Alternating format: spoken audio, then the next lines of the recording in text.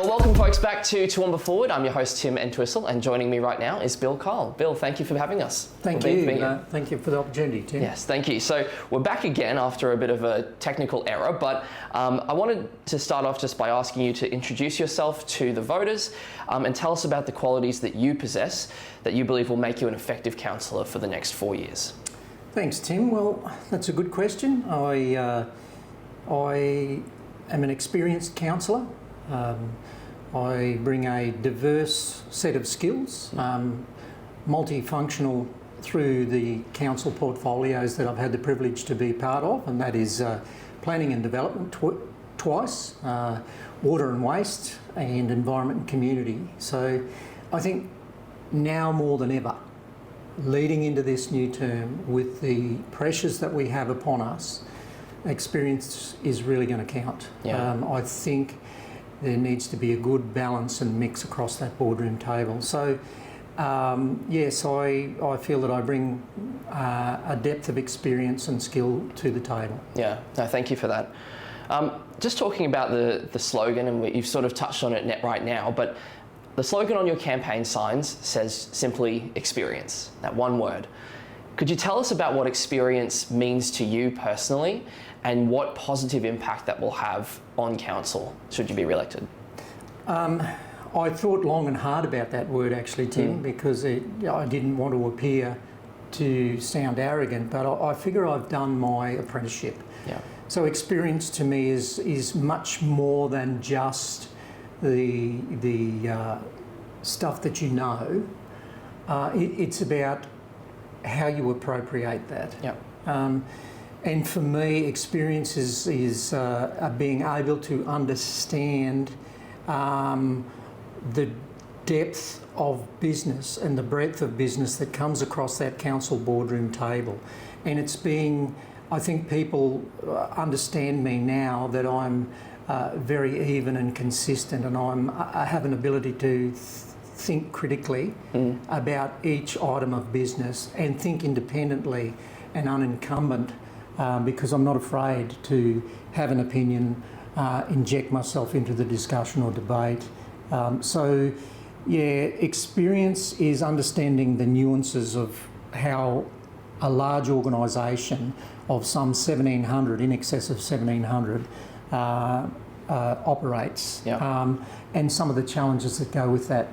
Experience is about, as I said, being impartial. Experience is about not bringing too much of your own bias to the table, and I think that's a reasonable expectation for people to have of their representatives, that there is some experience in representing their views and issues and what matters to them. Experience is about being able to listen with two ears and speak with one mouth. So yes, it's a broad subject and topic, but I feel as though I'm well equipped to bring leadership and experience with that leadership to the table for the benefit of the people we serve. Yeah, great. Thank you for that. I wanted to ask the question about how you are tied with Carol Taylor as the longest serving members of Toowoomba Regional Council. Should you be re-elected by 2028, you have been serving for 2 decades in that position. You clearly have plenty in the tank. You've got the experience, you've got the focus that you're wanting to promote to voters right now. But what are the signs that you're going to be looking for when you know it's time to pass on the torch? Wow, Tim, I don't even want to think about that. and let me qualify that. Sure. It's always hard to get off the bus. Yeah. But I respect this man. I still do, and he is a great leader. And he said to me, Bill, the difference between a visionary and a leader is a visionary knows when to hand the baton on. And hopefully I'm one of those. Yeah. But I do have a lot in the tank. I'm still passionately engaged and interested. So much so, in addition to my role as a councillor full-time, I've been able to manage to burn some night oil, some early morning oil, and apply myself to completing my Master of Professional Studies in research. It's a research degree. And surprise, surprise, it's about the very topic that I'm involved in and interested in, and that is leadership and boardrooms And in my thesis, I was able to make some recommendations around how we might improve the frameworks that we work within local government and look at different leadership operating models, how we are connected to each other as leaders and how we've forgotten to be human beings sometime in that role as leaders. I've made some recommendations in my article that I'm soon to publish around principle-based decision making. So whilst I appreciate in some people's eyes, and that is a considerable amount of time in local government, I am still on an ever increasing desire or journey to improve, because I want to be able to be effective. I want to be able to understand how to better connect with the community I represent, and I think that's important to do as a team. You know, the one-man out stuff is gone. We really have to be able to do that collectively. That doesn't mean to say we don't disagree and we don't have strong views and we have robust discussion and debate. That is very important in leadership. But, you know, interesting question. I don't think I'm there yet. And I think I've got a lot to give. Okay, great, thank you. What do you think is the biggest council-related issue that you've been hearing from conversations with voters, with people in your community, even in the past 3 years? And what are you hoping to do to sort of alleviate or solve that issue? There are many great big issues. There are many challenges facing us, but the one single, if you want to talk about a single issue, the upgrade of the dam safety, the upgrade of the dam wall. That's a legislated, mandated project from the dam safety regulator. You know, some 300 million is the latest figure that we have. Single biggest contract in the history of this region that we've let. That comes with some huge financial pressures. That comes with some prioritisation that we need to do as leaders. This is why experience really counts at this time, where we're really going to have to be able to stand up and be counted as leaders and say, well, look, we have to put that project off in order to afford this. Because we simply cannot go to the ratepayer and say we can do this, and plus the dam safety upgrade. So it comes with prioritisation, that comes with firm leadership, that comes with prioritisation and understanding what is important and what local government is known for and the things that just need to happen in our daily lives that we take for granted. Yeah, definitely. Thank you. Switching over to housing affordability and the availability of homes. It's a major issue that residents are concerned about, and granted, this is something that is a multi-layer of government issue that needs to be solved with all levels of collaboration. But in regards to approving homes and trying out new strategies and new options, including high-density living here in the CBD, what are your feelings and thoughts and ideas on those specific ways to sort of make a difference as council? Look, I think as a board member, and I think this is very important for boardrooms to get their strategic positioning and the tools they have to ensure that things are facilitated appropriately. And one of those things is policy, and the policy that surrounds the planning scheme and underpins the planning scheme. So I see local government's role principally as facilitating, because housing is a state government issue. That's right. But you can't wash your hands of that. We all live in the same community. We all row on the same boat here. It's called our livability, our amenity, our lifestyle. So for me, how a council, how a boardroom prioritises and facilitates stuff that makes it more affordable, easier for those people, the private sector, who actually build the physical environment. Council doesn't. So how we facilitate living choice, whether it's compact, high-rise living or higher density living in and around the frame areas of CBDs and major activity centres, or whether it's rural residential living, or whether it's living in the suburbs, and what does that entail.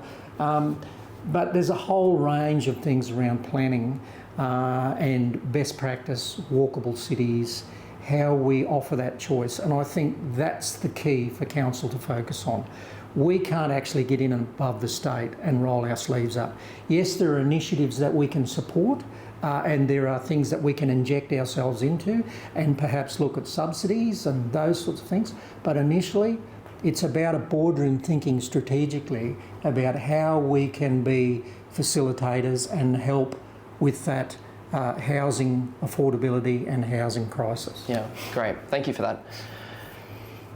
Switching gears now to sustainability and responsibly managing our environment. It's a top of mind issue for many Toowoomba Region residents. What are your convictions in regards to climate change and the role of whether or not council has a role to play in it? Look, council definitely has a role. I think there's enough science out there that is irrefutable around climate change. And I always say, if half of it is believable, then we've got something to be concerned about. That's just half.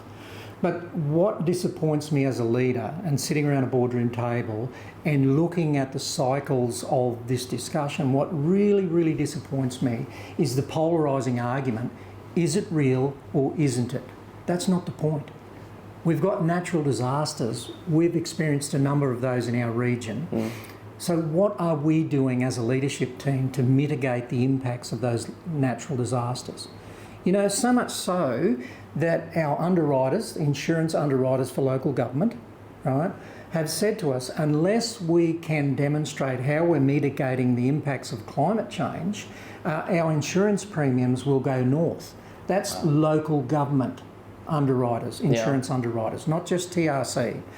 So that is something for us to be ensuring that we are demonstrating how we're mitigating and putting measures into place around types of buildings, types of subdivision design and layout, how we grow, green cover as part of the green infrastructure strategy, which needs to be policy so that council as an organisation can be effectively measured on how we've implemented that, and policy becomes mandatory across the whole organisation. And it's a part of consideration on equal footing with other important critical infrastructure, because green infrastructure is critical. We need it to live, bottom line. So pretty important. Absolutely, yeah. Thank you for that.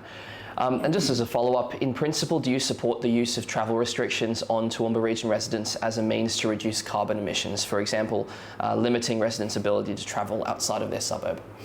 Not at all. No. Not at all. However, let me qualify. If we keep doing things the way we've always done them, we'll keep using resources unnecessarily. So there are ways for council to facilitate more sustainable forms of transport. And that is part of that measure that we will be measured by our insurance underwriters. You know, different forms of traffic, best practice principles around walkable cities and how we're providing bikeways, walkways, e-mobility, all those sorts of things. Other than a conventional car with one person in it, creating congestion and contributing to emissions the way we've always done. So we have to really get smart about how we move forward sustainably, because it is simply not if we remain doing what we've always done. But I do not agree with policing people's movements. Great, thank you. Crime across the Toowoomba region has skyrocketed, at least in the top of mind for many regional residents. Statistically, it's saying it's going down, but people, anecdotally, a lot of people know people or have been victims of car theft, break-ins, etc. This is another one of those issues that requires all levels of government to cooperate. But in terms of fostering a great, safe culture in the Toowoomba region, what responsibility do you think council has in that space? Here again, Tim, is how does council facilitate or hinder? And, you know, you've rightly said that, you know, crime is a state government issue, but we're in the community together. So it's about how we design our city as it grows. It's about all these greenfield sites where, you know, housing will move into these areas. It's about how that's laid out. Do we turn our backs on a street verge and have a big high fence that no one can see if someone's over your fence breaking into your property? Or do we position that to front the street appropriately with passive surveillance? Because there's nothing better than the community watching out for each other. You take your local street, my local street's the same. Our neighbours look out for our property because guess what? We face each other, we can see openly into the street, so there is passive surveillance. Yes. So it's about how we design it moving forward, and therein lies the strategic document that experienced representatives need to get their head around, and new representatives need to get their head around, is how do we formulate that planning policy, that planning scheme, to ensure that we are aiding passive surveillance. And there's SEPTED principles about lighting, and there's a whole lot of technical stuff. But that's how we assist our local police. And being open to educate community on and supporting police in education programs around raising awareness, like the old neighbourhood watch programs. Let's look at how we might revamp some of those and raise awareness across the community collectively. Thank you. So as the Toowoomba region moves forward into the future, residents are concerned about our rich traditions being sacrificed for our bold ambitions. These concerns were highlighted just recently with the discussion around the Clive Berghofer Stadium upgrades. You've identified that viewers can watch that entire discussion that happened in that committee meeting. It's all on the YouTube page for Toowoomba Region to get the details. But from your perspective, what happened there? And I'd love to hear your perspective on preserving the aesthetics, the essence, and the culture of the Toowoomba region in the form of its rich traditions, while boldly moving towards great ambitions. Yeah, look, Tim, I feel that option was very short-sighted.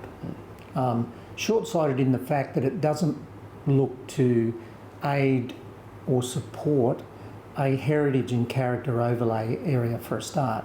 Goodness knows what will happen to the frontage of that facility when you've got to build large lead up and set down areas for buses to cater for the increased traffic into that venue, let alone the supply vehicles and service vehicles and all sorts of things with a redeveloped site. So one, we haven't thought about our rich traditions by potentially trying to shoehorn or overdevelop that site.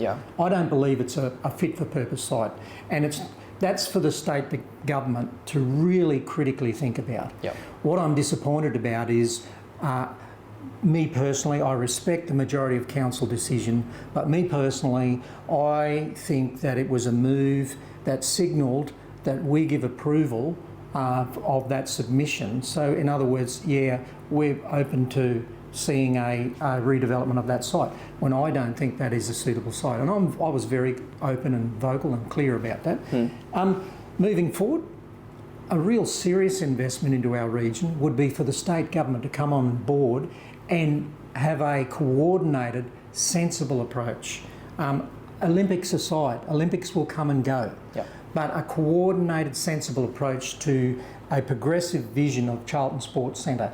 Help us pay for the connecting infrastructure. Help us build a truly state, national and international facility, potentially, for many different sports disciplines out there. So that's how we move forward with bold ambitions. But in a nutshell, I couldn't support that. There was too many unknowns. There's no costings. Whilst there is a project validation phase, I believe we've put a stamp on there, and any reasonable person would view it this way, whether they live near it or not, that we've put a rubber stamp on that to say, yes, we approve of that site potentially being developed. When I could not support that.